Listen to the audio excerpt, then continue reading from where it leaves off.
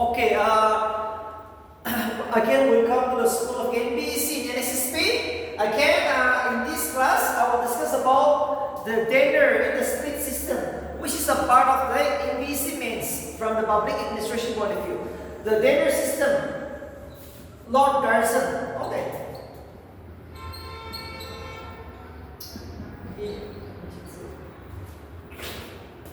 The tenure system. The tenure system is something to do with the public administration. And tenure system is the most favorite topic of NPSC mains. Okay, every year they will ask this the tenure system. So the tenure system means as an ESC, as an IS officer, as an inspector, as a TSP, you have to stay in a particular place for at least 3 to 5 years. Okay, take the example. This year you break NPSC exam. Your first posting might be in Noklak district for 3 years, or as an STBO of a subdivision for 3 years. Okay, anytime you are in a particular area for 3 years. So this is very important from the NPSC point of view. NPSC will ask this way: in one area for how many years you're going to stay? That means it might be 3 to 5 years, and it was Lord Curzon who introduced in India for the first time. Okay, Lord Curzon, the then Governor General of India, he is known as the father of the tenure system in India. Lord Curzon is known as the father of the tenure system in India, and it was introduced in the year 1905. The tenure system was introduced in the year 1905 by Lord Curzon for the civil servant. Okay, so today's topic is, what is the benefit? What is the benefit of the tenure system? Listen in this way. When a government officer is posted in a particular area for at least 3 to 5 years, what are the benefits that people will get? Or what are the benefits in general the government is going to get? Because if you are transferred, every month you are transferred, I don't think you will not have any experience, right? You will not have any field experience. On top of that, you will not satisfy the people. You will never come across the real problems of the people. And how can you solve it? So, to stay in a particular area for 3-5 years, stability is too important. Yes, it is needed. It is needed. It is very much needed for a civil servant to stay in a particular place. For what reason? To have adaptations, to know the problems and solve them.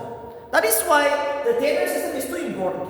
So see, now in this will ask you, who is known as the father of the tenure system? It's Lord Curzon. In which year? 1905. The tenure system was introduced by Lord Curzon in the year 1905. And the second point is, what is the importance? What is the significance? What is the benefit? Advantage of the tenure system? I'm going to give you now the notes. But see, you have to know, right? You can write by your own notes. See, just know, tenure means staying in a particular place for almost 3 to 5 years. A government officer staying in a particular subdivision for 3 to 5 years. And what is the advantage? Now I'm going to give you. The split means, split system means the secretariat and the directorate. Alright, very important. Secretariat and directorate. Secretariat and directorate are known as the split system. That means, under the split system, the government of Nagaland or the government of India is divided into two parts. The secretariat, which is concerned with making policies, and the directorate, which is located outside secretariat, and the directorate is concerned with implementations of the laws, which is made in the secretariat. Yes, the split system is too important. What is the split system in the administration? Split means the government is divided into two parts: directorate and secretariat. Directorate is concerned with implementations of the laws. Secretariat is concerned with making the laws. Who will make the laws? The secretariat. And it is the directorate who will implement the laws. Okay, so this is very important from the NPSC point of view. So now I'm going to give you the advantage of first the tenure system, and second is the split system. So please write it down. The tenure system. Please write it down. The tenure system in India. The tenure system in India was introduced by Lord Curzon, the then Governor General of India, in the year 1905. The tenure system was introduced by Lord Curzon in the year 1905, the then Governor General of India. for the civil servants. For the civil servants. That means for government officers, you know. So number one, the advantage of the tenure system. The advantages of the tenure system. Number one. It provides equal opportunities to all the officers. It provides equal opportunities. It provides equal opportunities to all the officers who are entitled to a spill of stay at the secretariat. It provides equal opportunities to all the officers who are entitled to a spill of stay. Who are entitled to a spill of stay at the secretariat. Spill of stay. It provides equal opportunities to all the officers who are entitled to a spill of stay at the secretariat.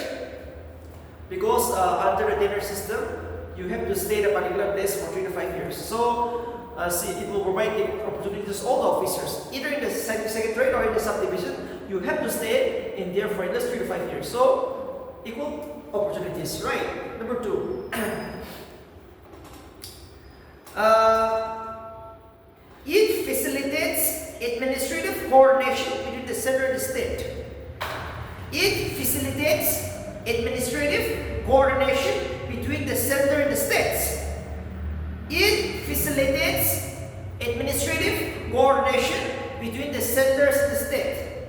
Thus it strengthen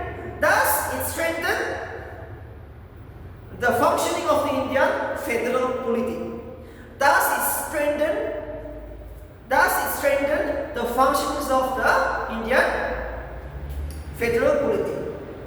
Thus it strengthens the function of the Indian federal polity. Yes. When the tenure system was introduced, now there will be a coordination between the government of India and the states, and it is very good for the success of Indian democracy.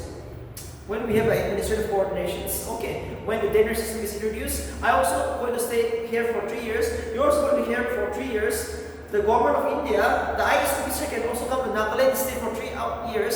We can also stay in that particular area for 3 years. So there will be coordination between the government of India and the state, and this is too important for success of any democracy.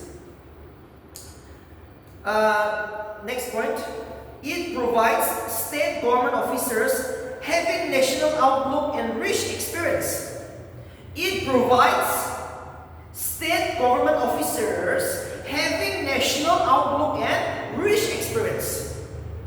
It provides state government officers having national outlook and rich experience. Yes. Suppose you took NPSC. If you are allowed to stay in New Delhi for 3 years in the secretariat, central secretariat, now you feel like you are in the central secretariat, so you know what are the policies what are the important policies which are made in the central government, right? So when you come back to the state, you feel like I'm also from the central government officer, and which is very good even for the government of India as well as for the state, because you feel like we are all same, and that's why you will have a national outlook and experience. You see, it provides state government officers having national outlook and rich experience. Yes, that's all. Suppose you bring a PCS and ESC. If you are allowed to stay as central secretary for 3 years, you will learn so many things, and you will bring that in Nagaland, and you will share the experience with the government officials in Nagaland. So that is a very good benefit for the government of India as well as for the state of Nagaland in general. Because of this, the tenure system is so wonderful. Next point. It facilitates appointment in the central secretariat. It facilitates appointment in the central secretariat of officers who has first-hand experience in the field administrations. I'm repeating once more. It facilitates appointment in the central secretariat. It facilitates appointment in the central secretariat of officers who have first-hand experience in the field administration. It facilitates appointment in the central secretariats of officers who have first-hand experience in the field administration. Here I'm going to discuss something. It means Suppose you crack NPSC exam, you crack UPC exam. You crack UPC exam. Firstly, your in-service training, probationary training, your training. Suppose you are sent to Nagaland. So in Nagaland, you're going to serve in the subdivisions. So you know the problem of that particular subdivisions, and after that you go to the New Delhi. So see, when the government of India in the Central Secretariat, if they make a policies, they know the problem of that particular subdivision. So it is a very advantage for those who are in the lawmaking process, because that person has served in that particular subdivision or might be as a deputy commissioner of Bukokshong for 2 years under the tenure system. So when he make a policy in the Central Secretariat for the state of Nagaland, he will give the express. That is the main problem. You make a law with regard to that particular issue. So now I can see it will be a very have a positive impact on the functioning of the government of India or the governance of the state. Yes, that particular person has stayed in doing some for 5 years or might be in the Oglak district for 3 years as a deputy commissioner. So when in the government of India, in the Central Secretariat as an IAS officer, they are going to make the laws. And for that particular areas, it will be very good because he knows the problem. In short, he knows the problem. Without knowing the problem, no matter how much money you give to these people, no, that will never have any positive impact. That will never have any positive impact. Next, it secures administrative unity of the nation as well as independence of civil service. It secures administrative unity of the nation. It secures administrative unity of the nation as well as independence of civil service. It secures administrative unity of the nation as well as independence of civil service.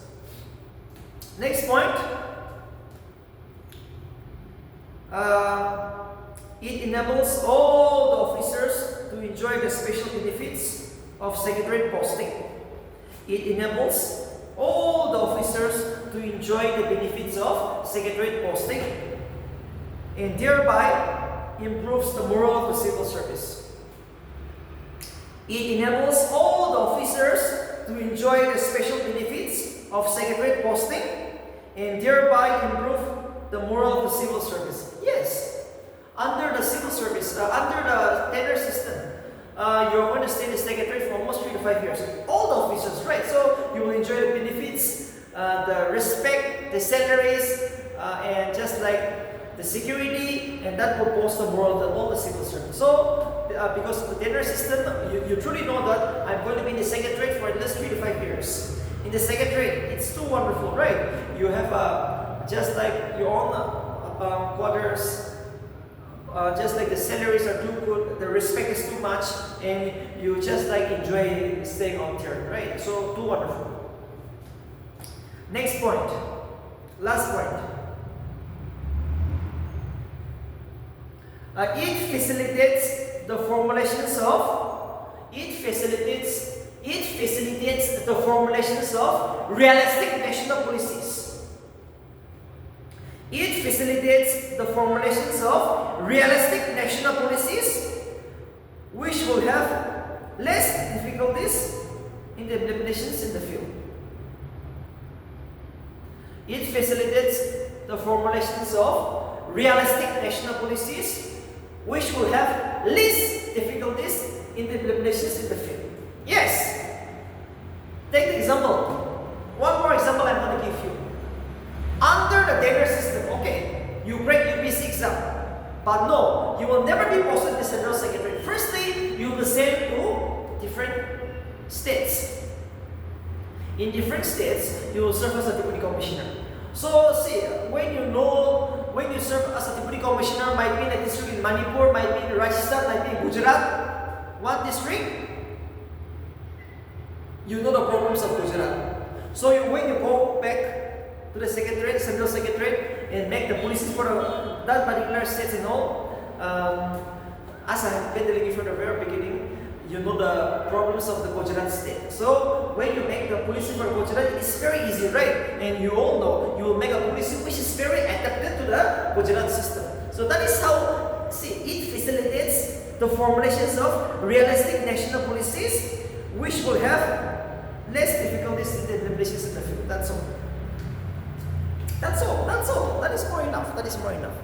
Okay, that is more enough. So this is very important from the NPSC point of view. So the tenure system is often asked in NPSC. So this is very important. And next is I will deal with the split system. The advantage of the split system.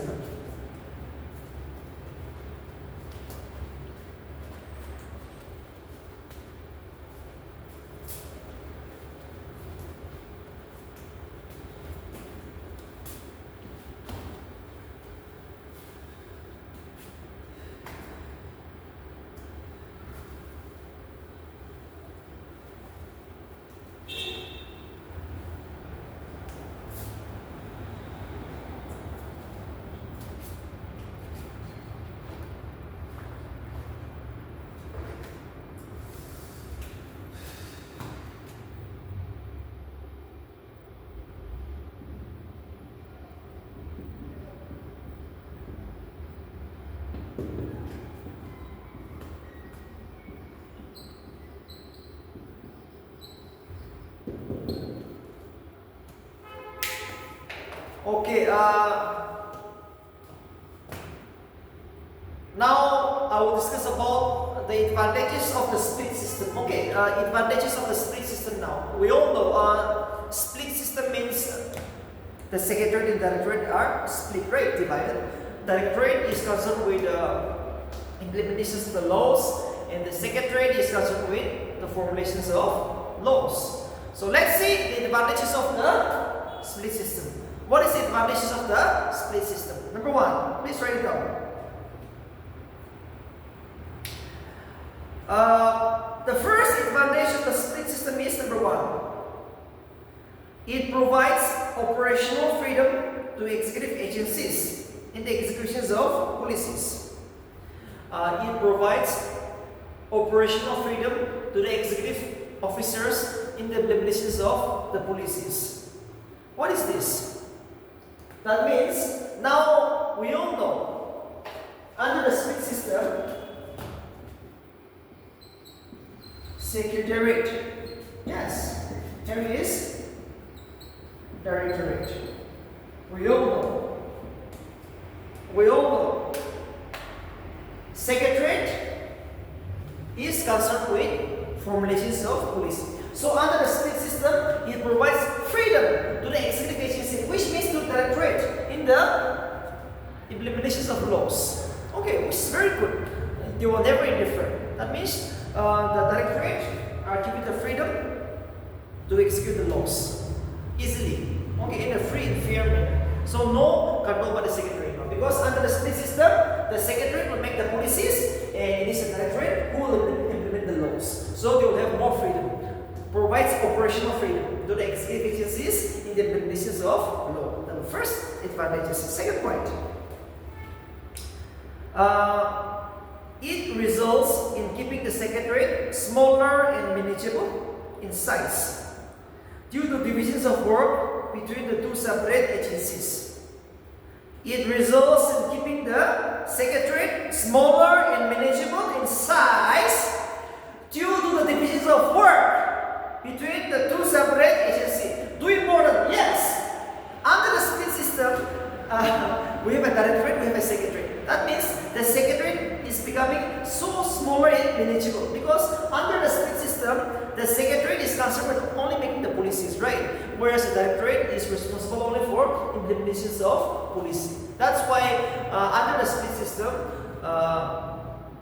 the secretariat is made smaller and manageable due to the divisions of work between the secretariat and the directorate. Smaller and manageable. Okay, if they are combined, no, you have to make the policy, you have to make the laws. No, not possible, not possible because of this system. Next point. Policy implementations in the field can be evaluated objectively by secretariat officials. Policy implementations in the field can be evaluated objectively by secretariat officials. Yes. Who will implement the policies? The line agency. But the secretariat from the office, from the secretariat can evaluate, means they can check it whether the the laws which is made in the field work is done properly or not, according to the rules and regulations. Too important. Policy implementations in the field can be evaluated objectively by the secretariat official. That means whatever the law has been executed in the field work is easily done, can be checked easily by the secretary under the split system, because the secretary is just concerned with the formulations of laws, right? And they are anytime waiting for it, whether the laws has been properly implemented by the field agency or not. That means the line agency. Next point.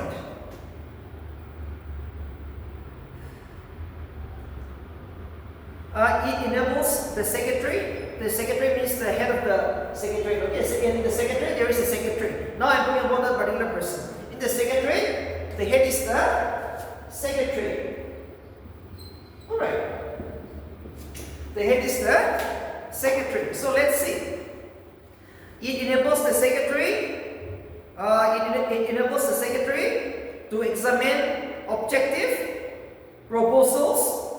It enables the secretary to examine objective proposals emerging from the executive agencies, keeping in view broader point of the government as a whole.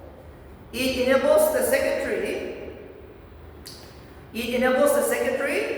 to examine objective proposals emerging from executive agencies, keeping in view broader point of the government as a whole. I'll repeat once more. It enables the secretary to examine objective proposals emerging from the executive agency, keeping in view broader BROAD, a broader point of the government as a whole. That means what? The secretary, whatever the program, okay, so many proposals from the field work, from the directorate, give us promotion, subdivision upgrade. You have to upgrade the subdivisions. You have to give us promotion, more schemes, more development. So many proposals are coming from the field work, right? But the secretary, who is a senior most NCS officer or might be a general IS officer, he will say, yes, I will examine it from the government as a whole, because even though under the split system, the secretary and the directorate are divided, broader point of the government as a whole, which is at the end of the day, they're all part of the government. You see? Even though you're working differently, right? In the secretariat, you make the laws. Directorate is, they are implementing the schemes, but no, at the end of the day, the secretary knows that I know we're all part of the government. So he will examine everything from every part of the department. That means he will never practice any kind of a partiality, but he will try to see that everything is a part of the government. Whether it is secretary, directorate, so under the split system, the powers of function are completely divided, and it's too wonderful. So the secretary will examine the proposal coming from the field work, and he will perform those which are genuine, which are most important, which are more successful. Okay, so this is too important. Because of this, the split system is due advantage. Because under the split system, we will have directorate, secretary. Directorate, you implement the laws. Secretary, I will make the laws, and you implement it, and I will see it. I will see it. Whether you are implementing the laws in the right way or not. If you are not, I will suspend you. I will transfer you. I will give you suspension. Possible. And remember, I will not make the schemes. I will not give you promotions. Possible. The secretary can do that. In the directorate, they have to implement the laws. So this is the best advantage of having a split system under the public administration. So very much important from the NPSC point of view, especially the tenure system is often asked. The tenure system, advantage of the tenure system, and line and staff agency. If you're lucky, you can get one this year. And this is the end of the tenure and the split system. So one of the favorite topic of NPSC public administration mains. So tenure system, you can expect for 5 marks maximum and 2 marks minimum. And the split system, secretary and directorate, let's memorize 5 points. Very easy one. Okay, 5 points can be asked, and they might ask you, what is the split system in the secretariat? So split system means we have a directorate which is concerned with the execution of law, secretariat which is concerned with making of the laws. That's for you, okay, class.